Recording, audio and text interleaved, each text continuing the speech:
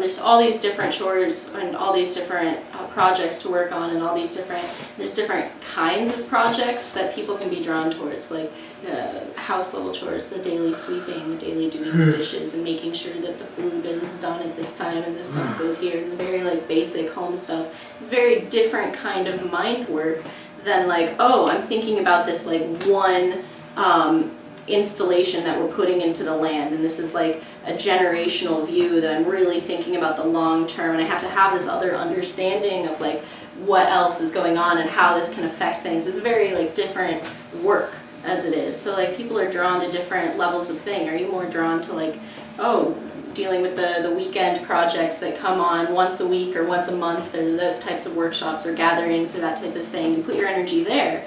And the people who are drawn towards like other types of work can conglomerate together. That could be fun to explore.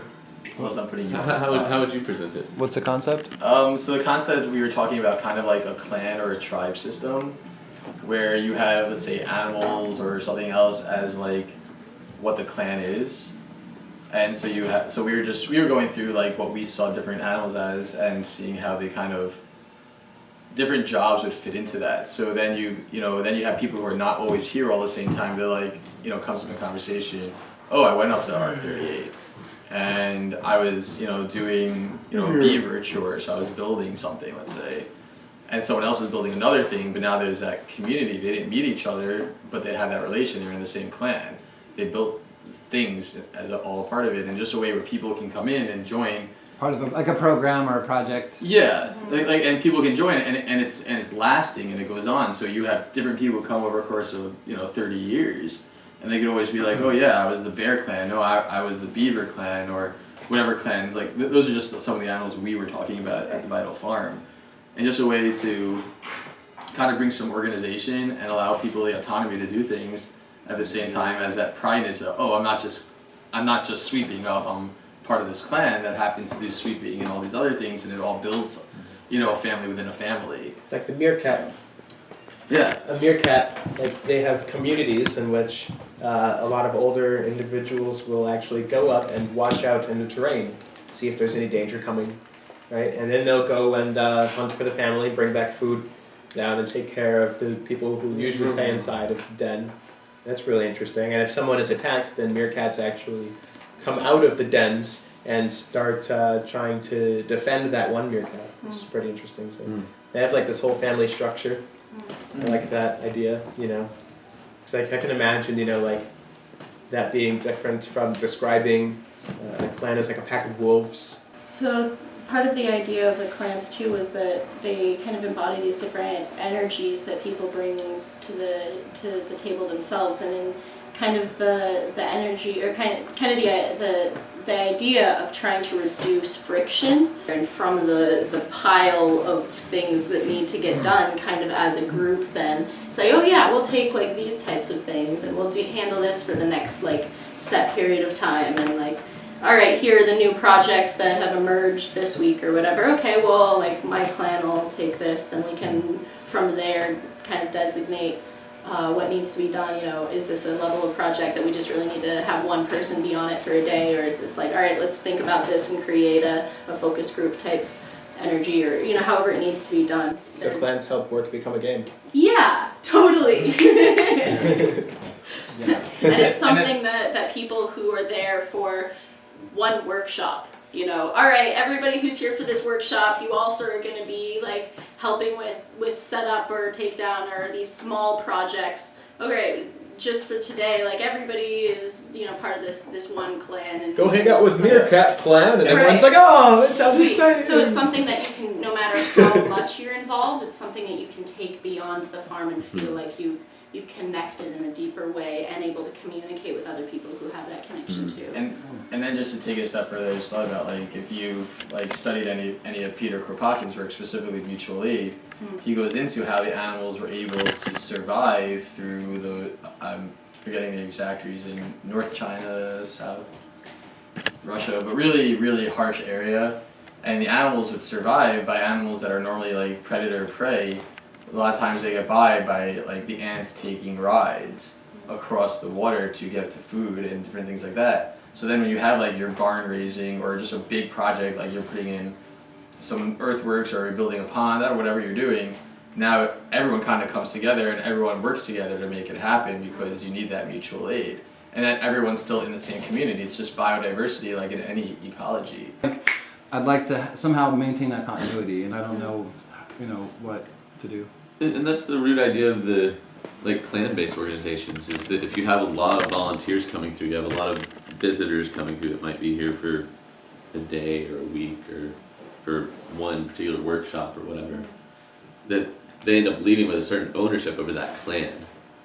Then that clan also holds them accountable. So if they're on site and there's folks who are holding space, there's like this mutualism amongst you and that person. Is, oh yeah, we're both part of the mountain lion clan or whatever. And that's why, when in the bylaws it was mentioned member profiles, we really took that as being extremely important. If we have everyone on record and someone says, hey, I'm coming, and I could be like, okay, cool. I could go look at their record and be like, oh, right, they can help with this when they get here. Mm-hmm. So already be prepared for exactly who's coming. That's what the questionnaire is for. It's to build those member profiles. And part of that ownership too can come in when I know they're just in the anxiety and apathy that can like bubble into people's consciousness. Like that ownership really can come into play. It's like, oh, I'm not just going to the Vital Farm for an event or whatever. It's like, oh yeah, I am participating. Like this is like something I'm a part of. That I feel how my energy is connected to the place, and I remember that like through that word of ownership that I can connect to.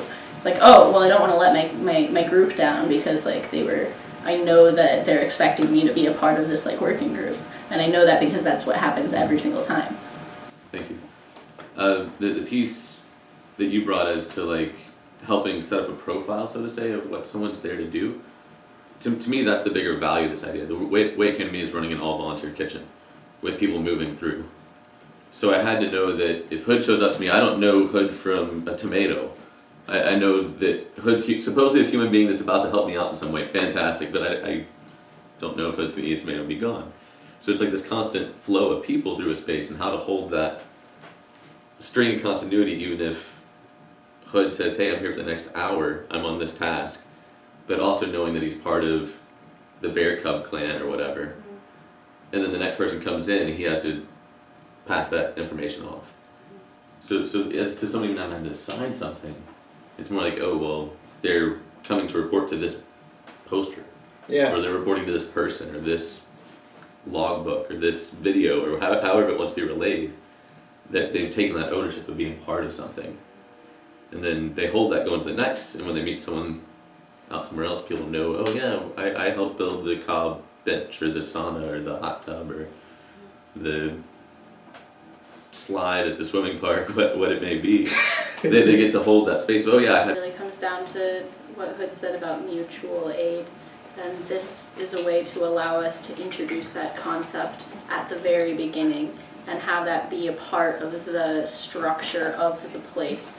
And that's what's being carried on when people meet each other. It's like, oh yeah, now they're not just connecting to like this memory of this like cob oven they built or the slide that they built or whatever. They're remembering like in their neurology, if I will, like in their nervous system, that like that body memory of mutual aid, of that place fully that they were in, and that's how that's that place that we're really trying to like. They become a part revive of everything community through what they've done. I think that combining these ideas of like member profiles and clans, together would be an immense help Be powerful. for both of us, for both groups. Be willing to email what you have written up. So Absolutely, yeah. Fantastic.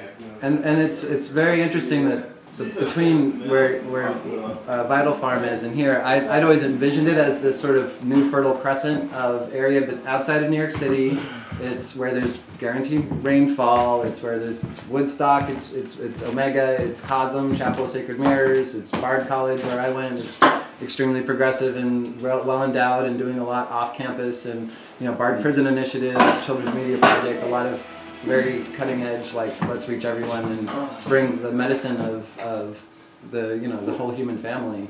We were talking earlier about Bill, I think. all that. It's like every culture's met each other. Right. Like it's not in modern times is like we ran out of frontiers. I'm gonna grab a So. wrench.